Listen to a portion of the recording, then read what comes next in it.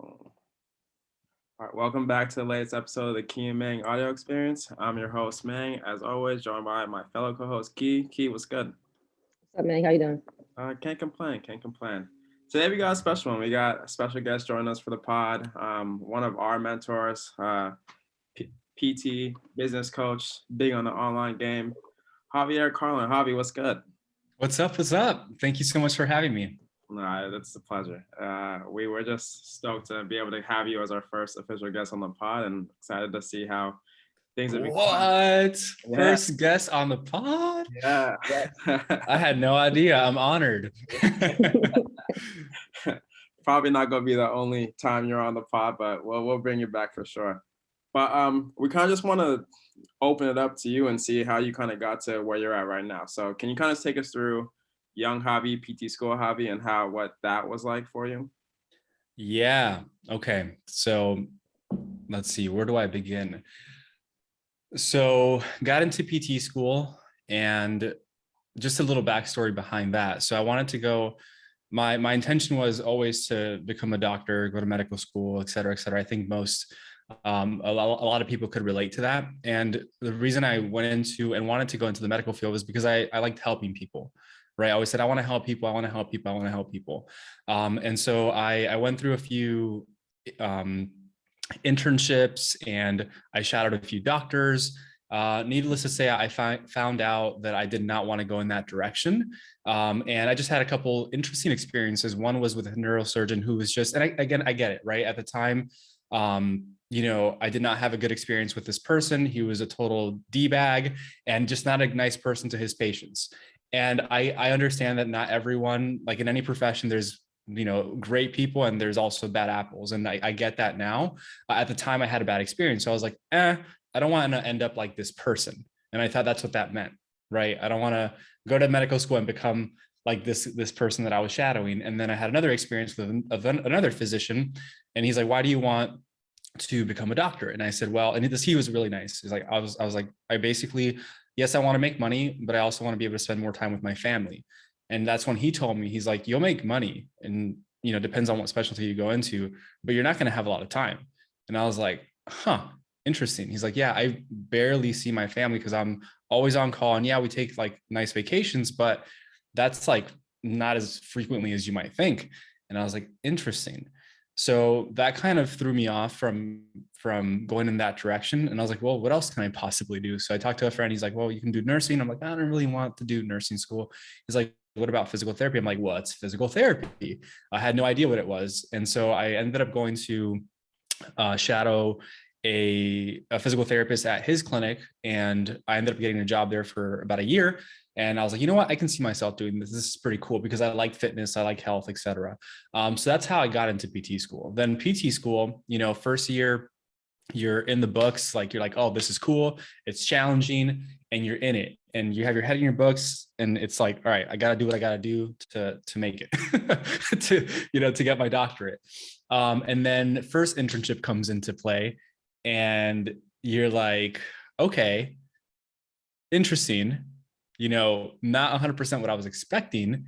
And the first PT that I had as the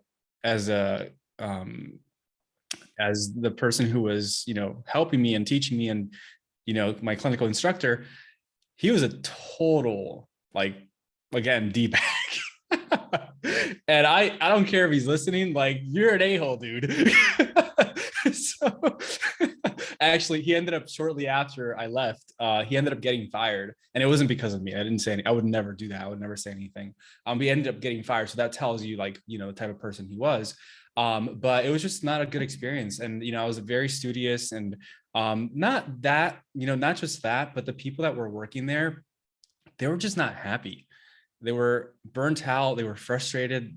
I could tell on their face, like, they wanted to help people, but they just didn't feel like they were making a big difference. And it was just one of those PT mills, like, seeing patients like crazy.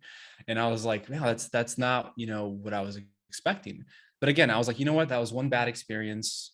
I'm just going to keep on going.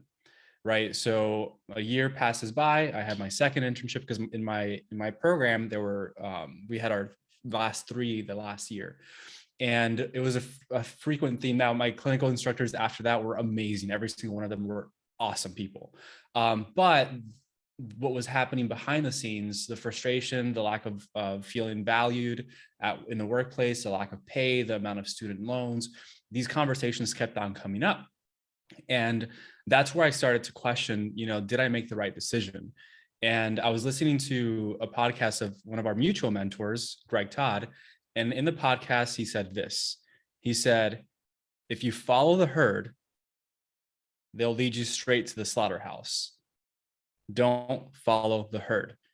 And I was like, damn, that really stuck with me. Basically, he said, if you do what everyone else is doing, you're going to get what everyone else is getting.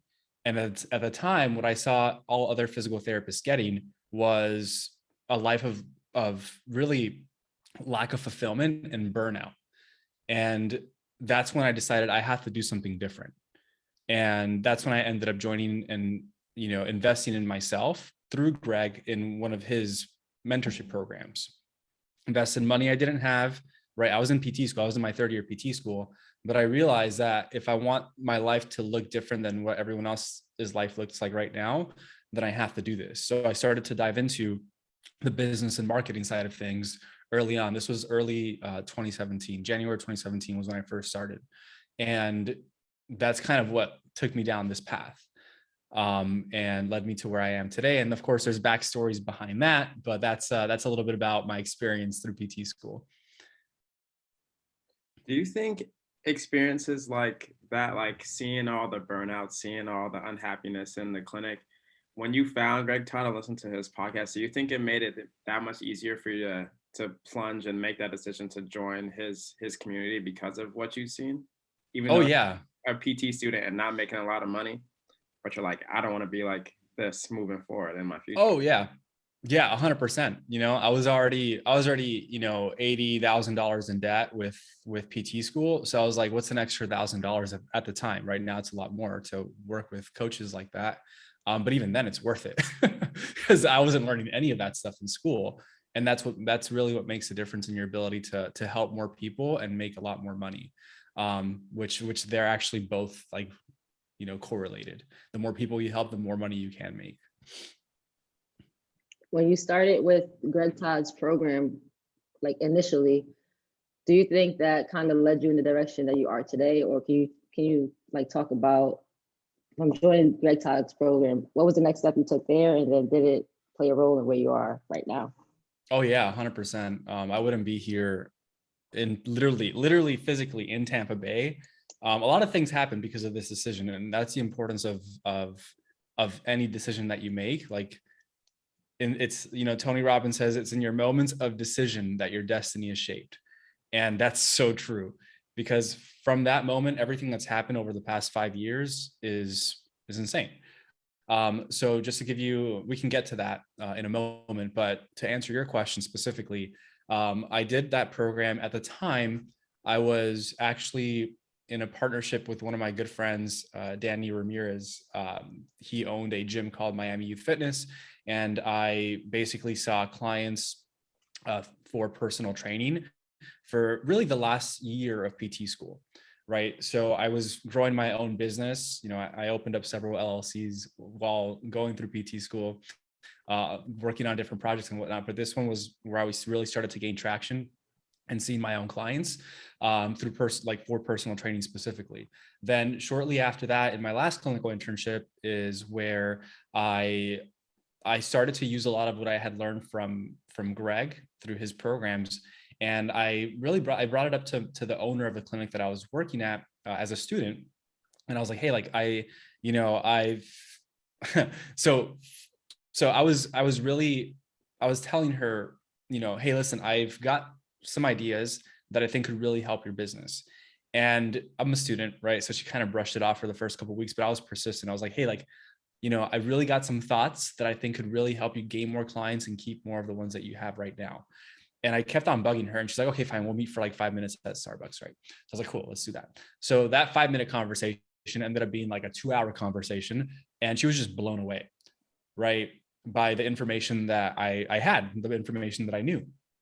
And it was so funny because, from externally, I was like, yeah, I'm a boss, right? And inside, I'm like, I just learned this stuff like a couple months ago, right? But my goal was to yes, help her, but actually implement what I was learning, right? Because a lot of people make the mistake and think that information is what changes your life, and information is powerful, but it's actually what you do with that information, right? The implementation of that information that gets you the results. So I was like, I actually need to implement this stuff. And I was doing it for the personal training business, but I also wanted to do it for a PT practice. So I did that. And I actually figured out a way to, as a student, only do physical therapy half of the time I was there. And the other half, I did all business and marketing for the practice, which is pretty awesome. And then I essentially forced them to hire me right after that, because she's like, Javi, I don't need a physical therapist, but I can't let you go. Right. And that's the value of having other skills that are valuable in the marketplace, outside of just being a physical therapist. Because by definition, if you are a physical therapist or any healthcare professional and you graduate as a physical therapist and that's all you have, right, you're just like everyone else, which is you're essentially like average. And no one wants to be an average physical therapist, right? So what do? You get other skills outside of, like, use those skills that you have in physical therapy, but how do you reach even more people? And that's where all of this starts to come into play. So shortly after that, I opened up my own cash-based practice for about 9 months. I was still working full time, but I was hustling. I was seeing like 6 to 9 patients a week in my own cash-based practice. And then I went to Greg's live event. I met Greg, I met his business partner. And that's where, we had some conversations, and basically it got to the point where they said, hey, Javi, we'd love to have you come up to Tampa Bay and partner with us to open up a third location for renewal rehab. And I did, right? So moved to Tampa Bay, did that, grew the practice. We got to 80 visits per week in less than 8 months. So it was, I grew it really quickly. And basically the rest is history. During that time, Greg obviously had his coaching programs, et cetera. And I was one of the coaches for his high level mastermind, which was about 30K. And I was one of the coaches for his programs for about 1.5 years, almost 2 years, I believe. But before that, we did a lot more cool stuff together. And then that kind of led me on the path to where we're at today, where, I was like, I really love this online game. I really love the online business. I love the flexibility of it and the amount of people that you can actually reach. And I love the coaching component. So I came to a spot where I had to make a decision. And I think so many people, one of the core reasons why people are unsuccessful in any venture that they go on is because they have too many things that they're trying to do, right? There's a lack of focus and they're scattered. And I'm saying that from experience, because I was there for a long time.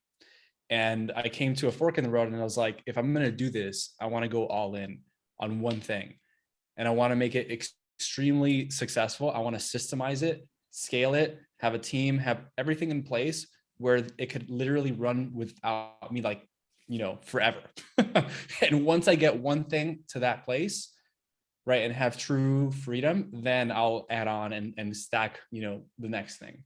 But until then, I won't. So I had to make a decision at that point in time, like, Javi, what are you going to do? What are you going to put all your energy, time, and focus into?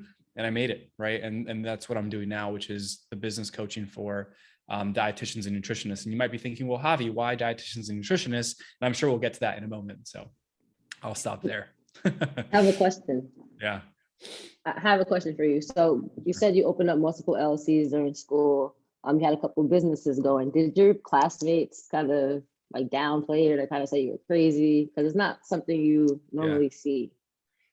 Yeah. Oh yeah. Yeah. They were, I don't know if I'm pretty sure I told you both this story, but I got the superlative at my graduation ceremony for most likely to drink the Kool-Aid. Literally, like, in front of family, in front of friends, in front of like all our professors. They called me up to the stage. They were my good friends, Mario and Edgar. They're awesome. But they called me up to the stage, and it was a joke, right? But at the same time, like, inside, I was like, all right, you guys will see. I'll show you.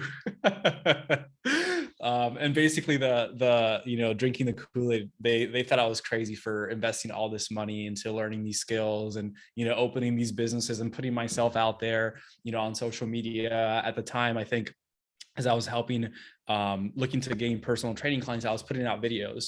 They weren't like, super high quality videos, but I was there doing my editing through like iMovie.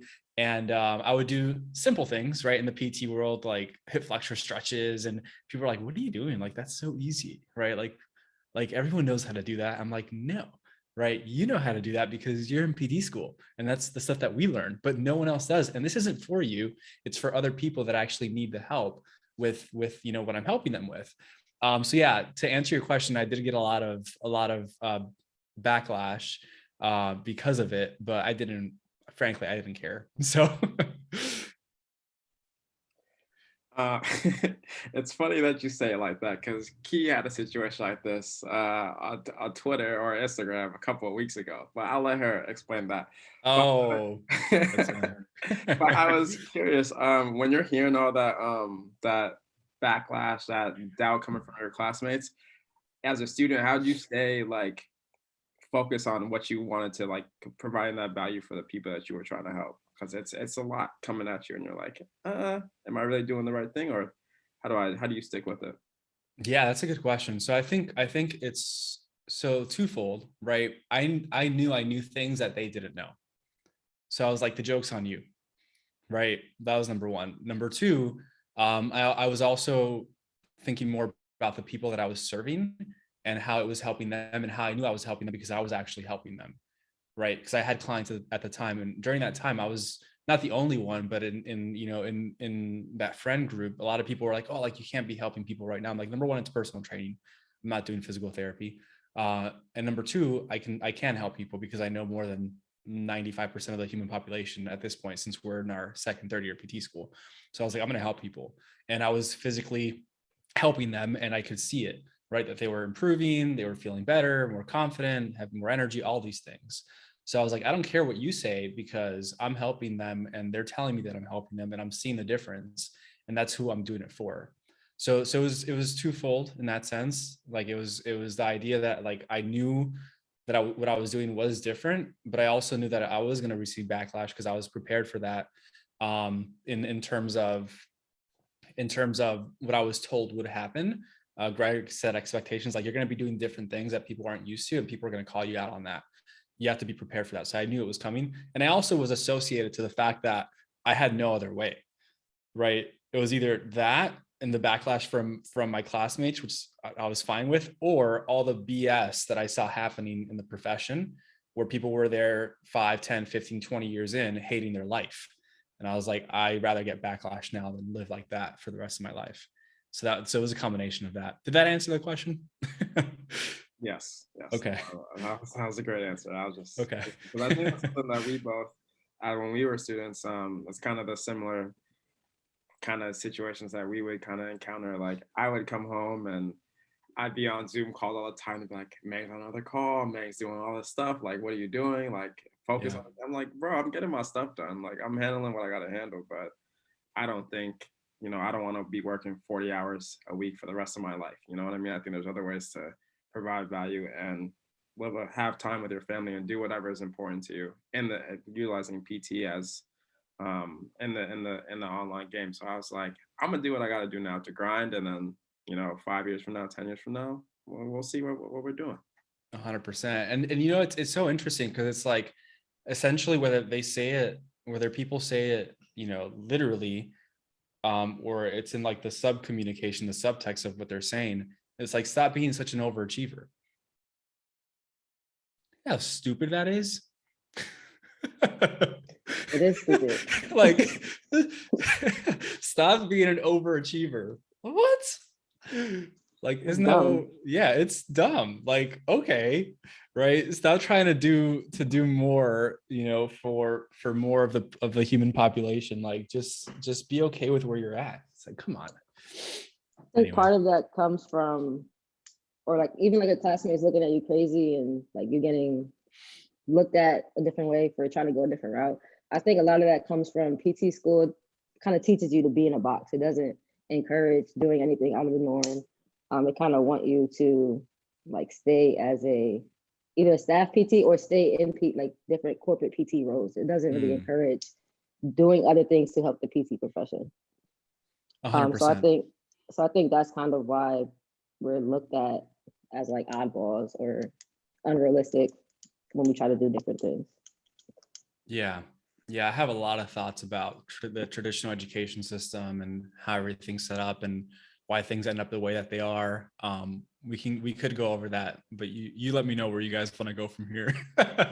Let's do it. Yeah. Okay.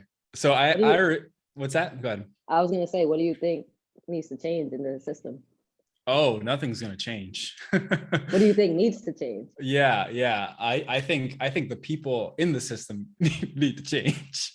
I think our classmates, and it's not, and again, like for those of you listening that might be in that pool of people, and you're like, damn, like you guys are harsh. It's like, listen, it's not your fault. It really isn't. The system was set up to be the way it is, and it's not really broken. It was made this way. And when I say system, yeah, I'm talking about the traditional education system, but I'm also talking about the healthcare system. Like any system that you feel is not in your favor or anyone's favor, it's on purpose. And some people might agree with that, some people might not, but think about it, right? So this concept, I got first from Myron Golden. I know Greg also teaches it now, but it's called the 4 levels of value, right? So I think both of you have heard this before. I kind of, as I thought about the 4 levels of value, I'm like, this makes a lot of sense. And it makes a lot of sense. And it also is interesting how we've actually been trained to go down the levels as opposed to up the levels, right? So I'll briefly go over this. Don't want it to take up too much time, but the 4 levels of value, right? We have implementation. Basically at implementation, right? You're the one doing the thing. So the one doing the thing, what does that mean? So let's say you're a waiter, right? You're the one that's serving people food, right? Like I did for 7 years. You're a maid at a hotel, right? And just to clarify, like the 4 levels of value does not mean one person's more valuable than the next, right? We're all humans, like we all are extremely valuable as people, but this is value in the marketplace. So at the implementation level, you're the one doing the thing. You're a physical therapist, right? Physical therapists are the ones doing the thing. Manual therapy, you're the one like mobilizing the joints. You're the one prescribing the exercises. You're the one like doing all the things, right? Is that pretty clear? So at that level, you make anywhere from, you can make anywhere from like $20,000 a year to about 75, 80, right? You're the one doing the thing. So at the second level, it's the unification level, right? Unification is basically where you're the person who oversees the people doing the thing. So at the lower level, you might have someone at, McDonald's, who's a manager at McDonald's making about $50,000 a year. And it's like, wow, why do managers at McDonald's make what some new grads are making, right? As an implementer? Well, it's because of that, right? Because it's an implementation unification, right? So at the higher level of unification, you have let's say a manager at Boeing, right? Airplane company. They're making about $250,000 a year.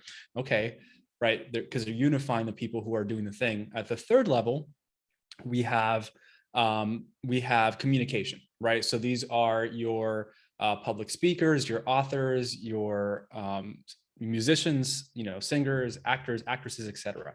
They communicate a message that moves the masses. And essentially at this level, right, you're making 250K up. Okay. So what's interesting about that is as a healthcare professional, right, how do you get to that level? Well, there are so many channels for us to be able to communicate a message that moves the masses in this day and age, right? What channels are those? Social media, Facebook, Instagram, how we're communicating right now, right? You're going to have hundreds of people listening to this, thousands of people, right? One message that gets to a lot of people. So that's how you get to that level. And that's why what you guys are doing is so smart. So at the fourth level is imagination, right? So if you think about, for example, Apple is always a good example, right? Who's the first person that comes to mind when you hear the word Apple, right? Steve Jobs. And the fact is that Steve Jobs did not invent the Apple computer, right? It was actually Steve Wozniak who was the implementer who did the thing, but no one says his name, right? Even 8 years after, Steve Jobs has passed, because he was the implementer and he's not the one that people knew about. Steve Jobs was the person who imagined, what Apple could become. And that's why everyone knows who he is. And, that's worth millions, billions of dollars at the imagination level. Now, this is where it pertains to everyone listening, and why I think that the traditional education system is set up the way it is, but also why everyone is after 5, 10, 15, 20 years, stuck, frustrated, burnt out, and unfulfilled, and still doing the things, making very little money and not being valued. And it's because it's the complete opposite, right? And what I mean by that is this. So at the imagination level, which is typically the highest level of value, right? When do we have the most imagination, the most creativity ever? When is it? When we're kids. When we're kids, 100%, right? We can be anything we ever want. Like, heck, some of us even had imaginary friends, right? and then all of a sudden they tell you, oh, no, not everything is possible. Like, you can't go to the moon, you can't do this, you can't do that, right? And they start to take that creativity away from you, right? And you end up going to school. And in school, what do they take away from you? They take away from you your ability to communicate. And what I mean by that is, what do they tell you to do? Sit down and shut up. Don't talk to your neighbor. Put your head on the table, right? And do what we tell you to do. Do the work, right? Now they're starting to strip away communication. And it is to that extreme, because again, like, they're starting to tell you, they don't tell you how to think, they tell you what to think. And if you get the answer right, but you don't do it how they told you to do it, then it's wrong. It's like, that doesn't make a lot of sense, but okay, right? So then we get to the next level, unification. And I believe one of the ways that they actually start to tear people apart in terms of unification instead of collaboration, right, is where they start telling you when you graduate high school, hey, you're going to have to compete for a spot at that next level, right? To get to certain schools, to get into certain programs. Like, not all of you are going to make it, right? So instead of unifying people, they're actually causing people to butt heads, because now there's this competition to be able to do the thing that you feel like you are destined to do. And not everyone makes it, right? So now there's this division. And last but not least, right, as us doctors of physical therapy at the highest level of the traditional educational system, we become implementors. We're doctors. But as a doctor, you do the thing. And literally, like, every step lower, right, we've been trained more and more and more to become implementers. And we provide the least amount of value in the marketplace, and therefore we get paid the least out of everyone else. And that's why in that system, you can't win. And that's why I think it was structured that way. And as I broke this down in my head, I'm like, oh my God, this is it. This is why we're stuck, right? So anyway, those are the 4 levels of value. And I think that's essentially, what we have to start thinking about. And the cool thing is that, a lot of people might be saying, but we have so much knowledge, we have so much skill set, we have all these tools. Great. You're in a great place to start to reverse that, right? But you have to choose to do it. And I think it starts with the awareness of why we are getting the things that we're getting and not getting the things that we want to get. So. That was genius. That was a dope explanation. But I do think that, like, the levels of value, it's crazy because we feel like, well, some people feel like as you get your DPT, you're at the top. But then, like, the way you broke it down, we're technically at the bottom unless you, like you said, choose to reverse it. But it's so out of the norm to reverse it that you're kind of scared to. Yeah. But I do think, like, newer PTs, like, or even people applying to PT school, they kind of have a mission they see in their head, or a vision they see in their head, and they're okay with, like, going against the grain and going a different route. So I think it's going to be interesting to see, like, the future of PT with the type of people that are coming into the field, because you're seeing it more and more often. People aren't afraid to do something that's different. It's just kind of the older people that are talking down on the younger people trying to make a difference, and that's what you see all over social media. You got to, like, tune them out. 100%. They're ignorant. Yeah, and that's why social media is so cool, right? Because now, and with anything, there's always pros and cons, right? There's great things about social media, and people say there's, like, terrible things about it. But at the end of the day, what it has allowed people to do is see the possibilities of what you can do, right? And as you start seeing more and more people, you start to realize, wow, some people are doing some pretty amazing things outside of the box. It's so interesting, the box, right? Like this, like think outside of the box. It's like there's no box. Like there's literally like no box that we're inside of anyway. What is a box? Right? There is no box. But anyway, like as you start to think outside the box, right? You start to see people like doing really neat things. It's like, wait a second, like there is another way to do this. And I think that's exactly what you said, right? The older generation, it's also what they know and how they were trained. And because of their experience, they think that, hey, like you're going to fail too. This is not the direction you have to go. But obviously we have the opportunity in this day and age to see that, hey, wait a second, there is another way. There are people being successful at it, and there's a process to get there. And those are the people, if that's the life that we want to live, and that those are the things that we want to do, that we should be asking advice for and should be listening to, not your parents, not your significant other, no matter how much you love them, right? Because they don't see the vision and possibility like you do, because you're the one that's interested in bettering your life. So How do you expose yourself to people like that? Like seeing, if you're in an environment that people are doing the same thing, doing what's expected, what's normal, how do you get exposure to different things? yeah, it's so interesting because people feel like they're stuck in the environment that they're in. That's the biggest load of BS I've ever seen, because it's so easy now to get connected with literally anyone in the world. Literally, like you literally send them a DM and you can talk to, the people that you would never have gotten access to in the past. And there's a couple of different ways to do it, right? One way to get, and I've done all of these, one way to get access to someone who is where you want to be and you would like to learn from is you either work for them, and sometimes you work for them for free to learn from them and get mentored by them.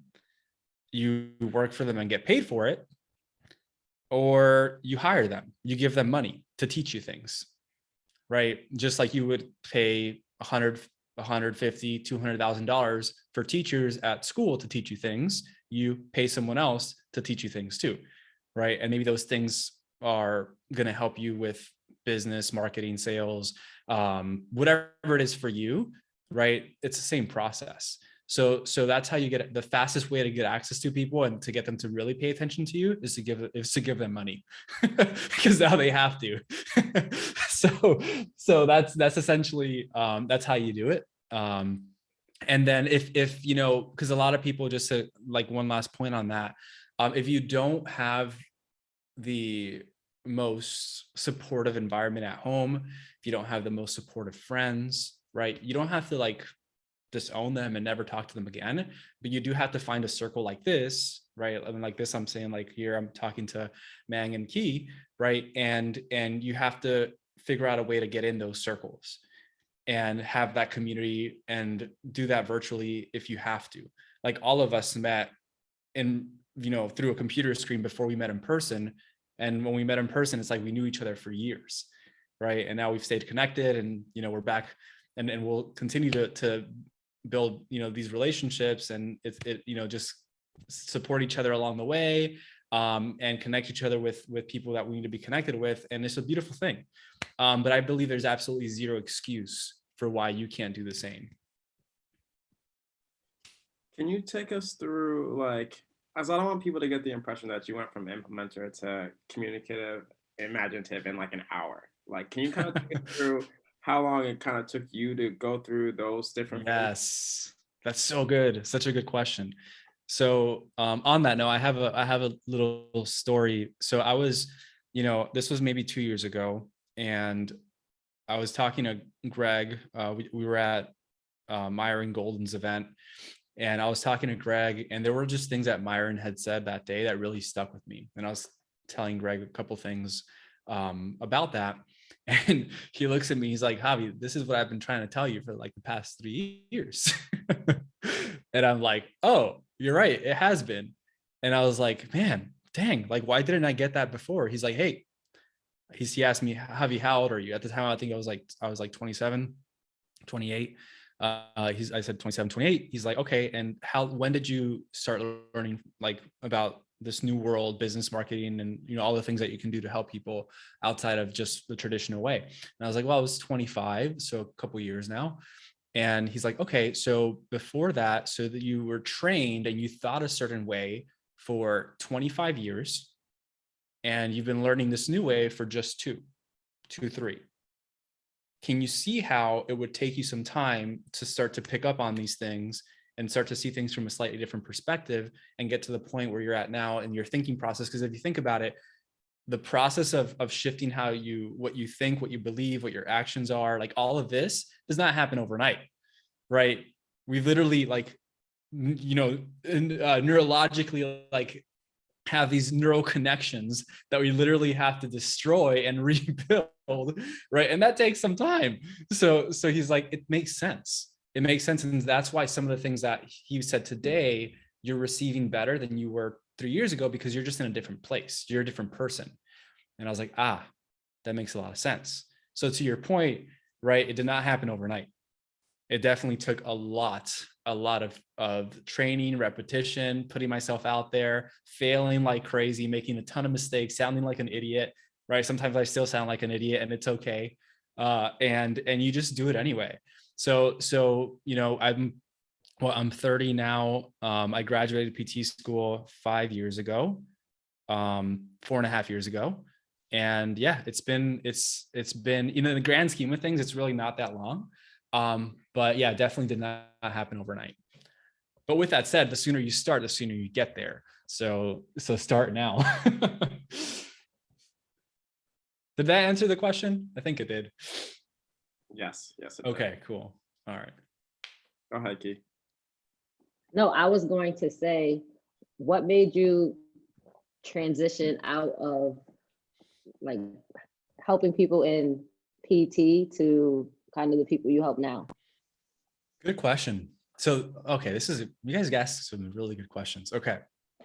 So what happened was, this is so interesting because it goes back to the question, like the idea, there was a post you put up, and I kept it very simple. And I was like, there's many ways to help people. And what I meant by that was, in the past, I thought the only way to help people was with their health, right? But there's so many different ways you can help people. You can help people with their health, their wealth, their relationships, all of it. And I really feel like one of the reasons why I made the transition was because I was never really, don't get me wrong, I love health and fitness. I exercise almost every day and I'm really into it. But I didn't have a personal connection with, physical therapy, injuries, recovery, any of this stuff, right? I've been healthy my entire life, thank God. My family has, people in my life have. There was no like crazy experience that pushed me to become a physical therapist. And I think there's something to that, because early on, we're again trained to think, hey, you have to make a decision. Like, you have to figure out what you want to do fast. Like, it's now or never, right? You have a career to build, like you got to figure this thing out. And because of that, I felt like, okay, well, I have to make a decision. I have to choose something where I'm helping people because I like doing that. And I'm going to become a physical therapist because that's just what I was pushed into. So with that said, kind of going back to my story, when I was growing up, my parents had a business, and their business did really well until it didn't in the early 2000s. And so to make a very long story short, my parents ended up getting divorced because of money. Money problems was a factor in it. They ended up getting divorced. The business had failed, and all these things happened because of it. So what I had a personal connection and relationship to was the idea that my parents got divorced. My family was torn apart, right? Everyone was like devastated, like literally devastated, because they never saw that coming. And it was because of one thing, mainly finances. And I was like, damn, like, and this was a subconscious decision. I didn't say this, but I made a decision, like, I'm never going to allow that to happen to me. I'm never going to allow that to happen to my future family. Like, cause I don't want to have to experience this ever again. So for me, the personal connection was figuring out how to make money, keep it, right, and make sure that we sustain that forever, so that my family is never torn apart, and so we're good. We don't have that stressor, right? So for me, as I went, through this process of discovery, I had a stronger relationship to learning ways to make money, to build wealth, to support people. And I found out, wait a second, right? You can actually help people in different ways. You can help people learn how to not have what happened to your family happen to them, right? So that's really what kind of switched for me. Was I went from helping people with their health, and that was cool, right? It was fun. I learned a lot, but I wasn't really like excited and passionate about it every single day. I'm like, it's easy, right? Go to the gym, eat healthy. Come on, guys, you got this, right? Obviously, it's more complicated than that. I get it, but just for ease of the story. So with that, I'm like, well, I've learned some really neat things about how to help people with their health and do all these things in a way that can make you more money. And a big part of that is marketing, it's sales, it's like all the different components of the business that, again, we don't learn in school. So I was like, I really love this stuff, and I'm really, really good at it in terms of getting clients for a business. And I was like, what if I just started to teach people? I know this is a big problem that people have. They don't know how to do it, or they're scared of doing it, or whatever, whatever it is for them.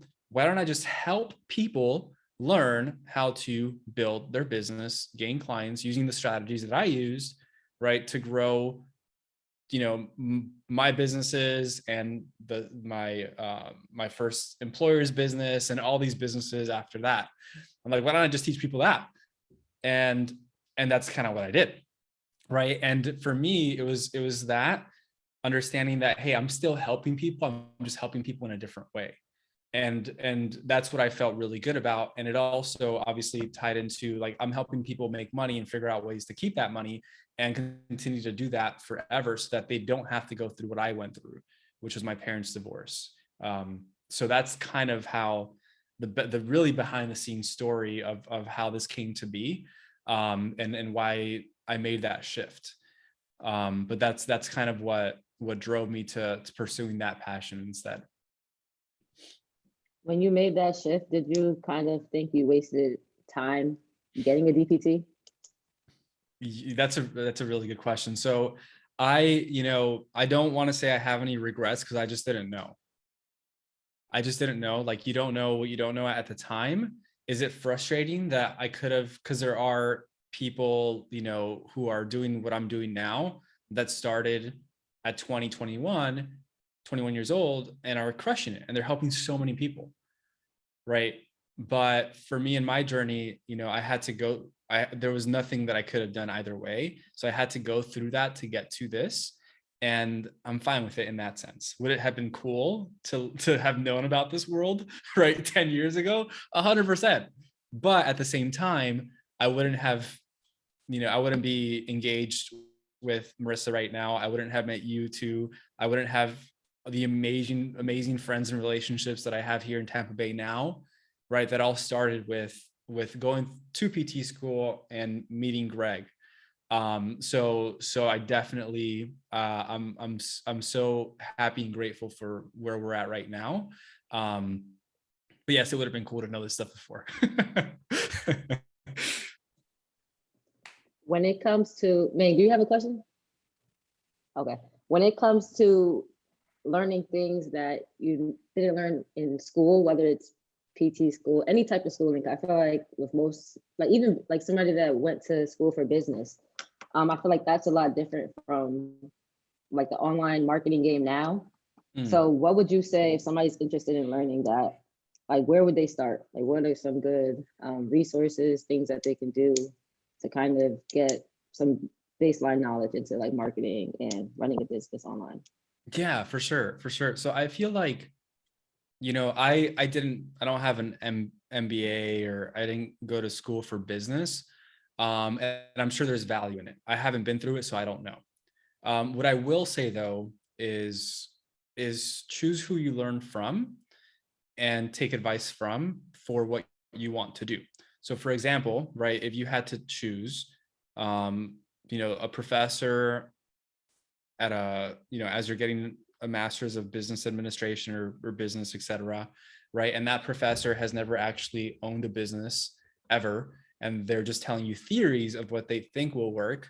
And this, versus someone who's not a professor, but actually has a business or multiple businesses and has actually done the thing and done it successfully and sustained it, right? Who would you rather pay to help you do the same thing, right? The professor who you probably had to pay $50,000, $100,000, or someone who's actually done what you want to do and is currently doing it and is not theorizing it, but is actually getting the results, right? And making the money, $5, 10, 15, 20, $30,000. Because I know a lot of people that have gone to school, right, and gotten their MBA, who still don't have their own business and are still working for someone else, which is nothing wrong with that, right? But if that was the intention, was to have your own thing, and they're making like 30, 40, 50 from the job that they get after an MBA versus paying someone, 5, 10, 15, 20, 30, whatever amount. Like we just paid our coach $50K last month, right? But if they know what they're doing and can help me get to 250, 500,000, a million, 2 million, 5 million, $10 million, it's a much bigger ROI. Like I'm not good at math, but that just makes a lot more sense to me. So versus you go to school and you learn how to make 70, 80K, right? It's just math. It's numbers, right? And I think that's the thing is we don't question things enough. And then the things that we do question, it's just like, it doesn't make any sense. So another example of that is we fear what we don't know. Like we only fear what we don't understand, right? So how do you get rid of the fear? You understand it. So for example, I have, a lot of newer business owners, one of their biggest fears is health insurance and not having benefits, right? What a lot of people don't know is that you can get health insurance and benefits as an entrepreneur, right? It's totally available for everyone. So I asked the question, I'm like, what's the number one thing that's stopping you from doing something like this? And people said health insurance and benefits. Now, I know everyone's different. Everyone has X number of family members. Everyone has different, types of health things going on. I get that. But, I asked this question and someone said health insurance and benefits. And I'm like, cool. Like, have you looked into how much it would actually be if you were on your own and what that would cost you? And they're like, no, I haven't. I have no idea. And I'm like, you're scared of something and of doing something because of this thing that you actually don't even know what it would look like once you did it. It's like, it makes no sense, right? And I was like, for me and Marissa, again, our situation, our health insurance is like together like $300 a month. It's not a lot. It's actually either equal to or less than what we would be paying if we worked for someone else. So that's what I mean by actually understanding what you're scared of. And once you do that, you'll realize, wow, there's really not a lot to be scared of, right? I'm just holding myself back here. So same thing when investing in someone to teach you something, right? It's like, cool, I invest 100K in PT school to learn how to make 70, 80, or I can invest, 50K in this person to teach me how to make millions. It's like, oh, wait a second, that makes a lot more sense. Right. So I think that's when you have to start to think about, okay, like, how do I make my decisions based on where I want to be, who is where I want to be, and how do I learn from them? And if not them, can they tell me who they learn from so I can learn from them if they don't teach that type of stuff, right? It's really simple. But that's what I would recommend. It's funny that you say that you need to pay attention to who you listen to and learn from people who have done what you want to do. But I'm going to play devil's advocate. So basically, if you haven't experienced or done something, are you saying you can't provide value? Because I posted a tweet basically saying the same thing and people like ripped me. So is that like, you're kind of saying the same thing? Like if you haven't done it, people shouldn't listen to you? So can you give me an example? So what happened? Okay, for an example, my tweet was going to a physical therapist who doesn't lift is like getting driving lessons from someone who doesn't drive. Gotcha. That's what I said, and people went crazy. But the same thing that I was trying to say the same thing that you said. Basically, take advice from people who do what you're trying to get to, or like you're trying to get better at, basically, or get help from somebody who has experience in what you need help in. So just playing devil's advocate, if you haven't experienced that or done it, are you saying that those people can't provide value? That's a really good question. So I would say, I think there's still so much, and there's a lot of context that has to be put around it. Like what's actually being said, is it factual, right? So for example, right, early on, when I didn't have XYZ results, there's a certain level of expectation you have to have on yourself. And this also depends on, again, the people that you follow, right? If you respect, like if you're following someone and they're saying similar things and you respect their opinion, you're like, that makes a lot of sense, right? And they're doing X, Y, and Z, and you start saying the same thing because you heard them say it, and and you strongly believe in it, and there's a reason why. I say, yeah, right? Like that makes sense. Like just like it's the exact same thing. If you go to school, you learn something from a professor and they tell you this, so you start telling people that exact same thing. It's the same thing, right? But you learn that from someone and you're teaching them that based on what you learned and based on your understanding of it. So can that provide value to someone? 100%, right? So again, it depends on the context of it. Now so like let's say that same professor, right? So they told you XYZ thing about, physical therapy or whatever it is, and now you're teaching that to someone else, and it makes sense, and you're teaching it to someone and they've done it and they get it, right? But let's say now that same person, because you trust that person with this topic, gives you advice on this other topic that they know nothing about and they don't have the results in, or what I would do there is question them, where'd you learn that from? Oh, my personal experience. It's like, well, tell me more about your experience. Right? No, it's like, oh, I heard this from, I don't know, Elon Musk, and he said this. I'm like, okay, that's more credible. Like that makes sense. Okay. Right. I'll believe that, So I think that's where it like depends on the context and where we question things. Did that explanation, was that clear? I can re-explain that if that wasn't, but. No, that makes sense. I was just playing devil's advocate to you, saying that like some certain people haven't opened a business, so you rather learn from somebody who has done what you're looking to do. Yeah, for sure. Yeah, and I think that's the thing, right? It's like if you haven't, but you are learning from someone who has, and you're just sharing that information, right? There's still value in that. I think the other people on the other side have to do their due diligence and say, hey, okay, that makes sense. Like I'm interested, Key, like, where'd you learn that from?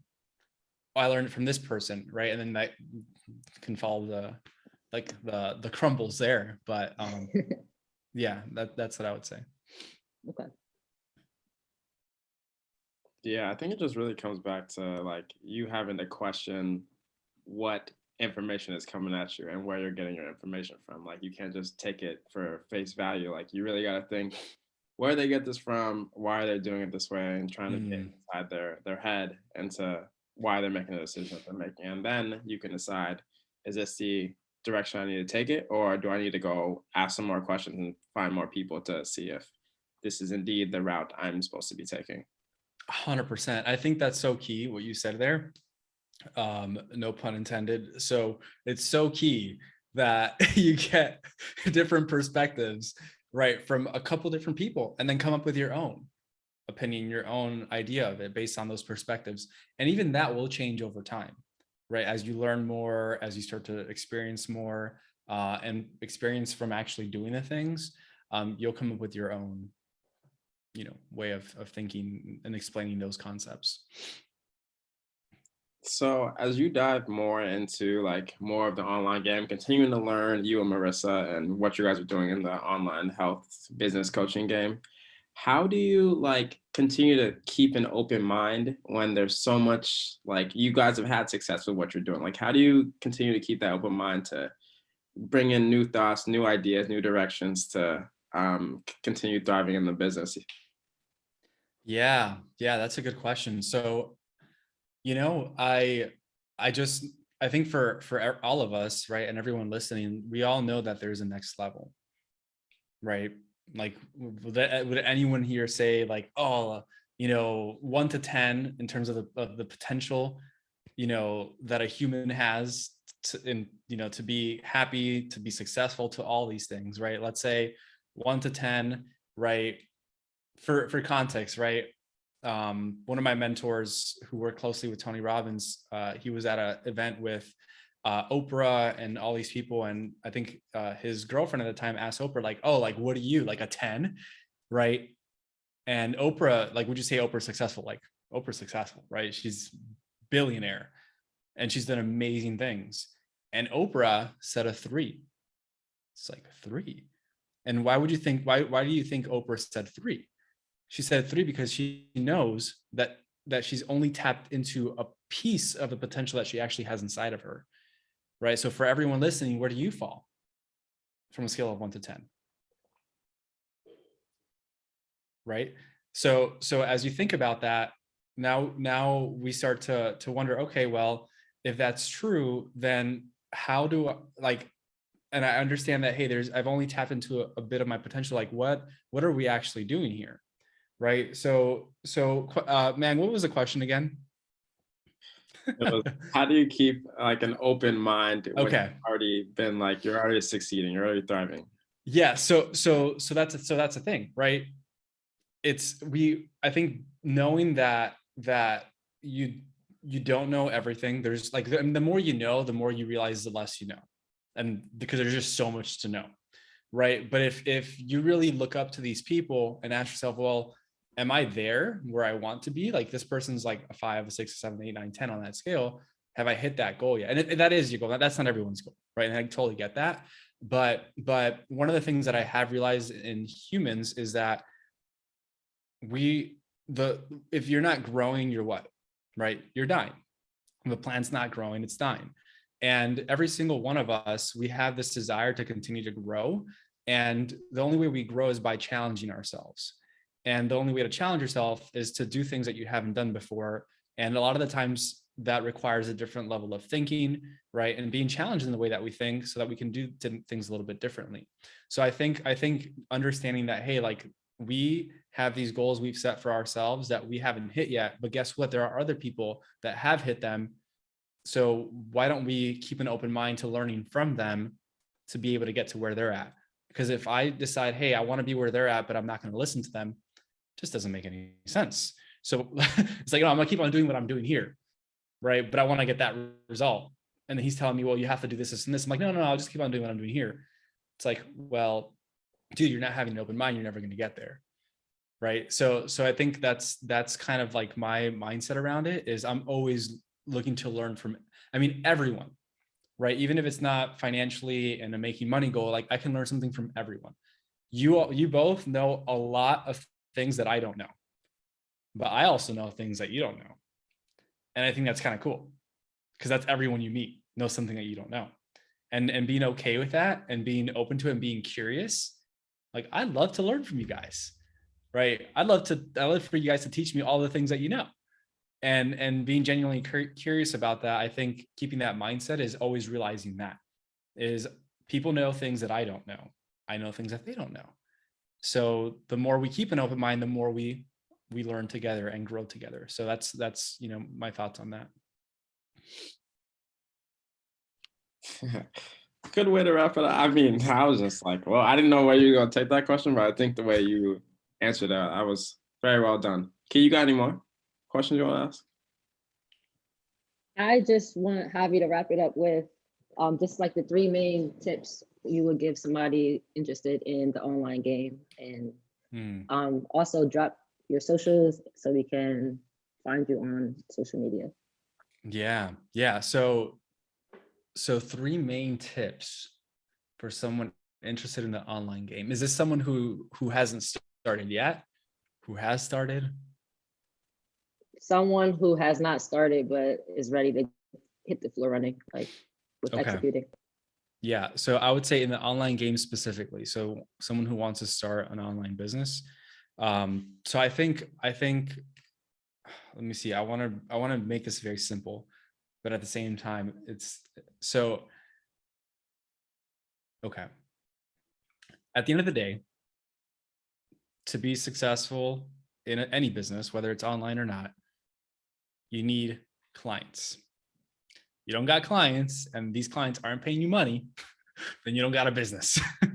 Okay. So I would say the 3 steps to being successful in having a business that's making money, if I had to break it down to simple, I would say, remember that the purpose of content, so content is number 1. Okay. So you create content. Number 2, generate conversations and start conversations, which leads to number 3. So I typically do this in 5. Can I give you 5? Yes. Is that cool? Okay. Okay. So content, you create content, and content could be in person too. Workshops, seminars, that's all content, right? Content that generates conversations that get people on your calendar. Okay. You get people on your calendar and they become clients. And if they don't become clients, then you do number 5, which is constant follow-up until they do. Okay. So I think there's this misconception about the online world that it's like, hey, I'm just going to put stuff out there. I'm going to post things. I'm going to post links and people are going to buy all my stuff. Right. It can happen, but you have to be really good and really big and have developed a lot of goodwill and a lot of trust in people to do that. In the beginning, right, it's all about, well, not even just in the beginning, but always, it's about building relationships and having conversations with people. So if all you did, if you wanted to grow an online business where you still had to serve people and get clients from it, is create content with the intention of it initiating conversations, with the idea of getting these people on your calendar to have a conversation with them through a Zoom call or a phone call, to then make them an offer so that they could have the opportunity to become a client of yours, right? Which is 4.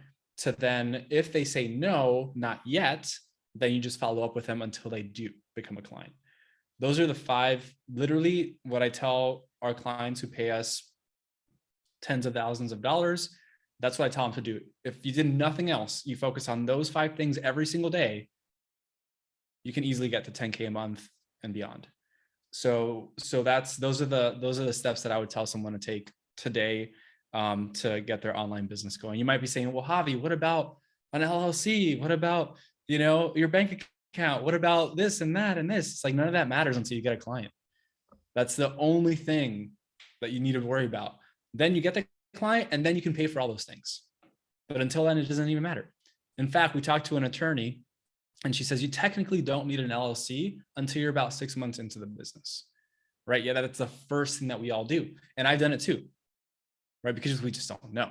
But if you focus on these things, you'll grow your business much faster and be able to replace your income and escape the 9-to-5, if that's what you want to do.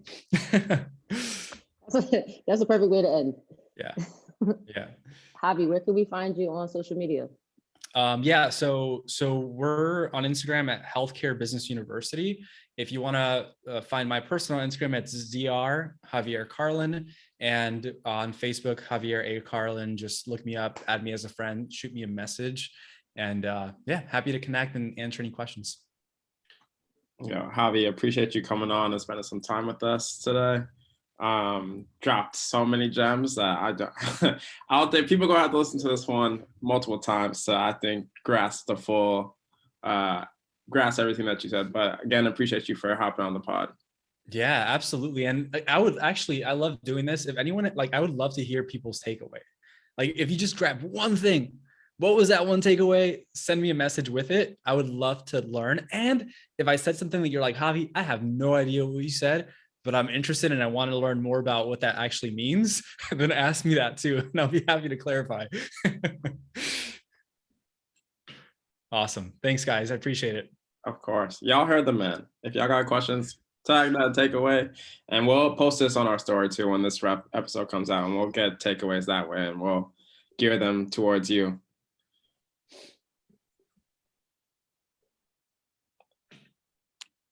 Cool.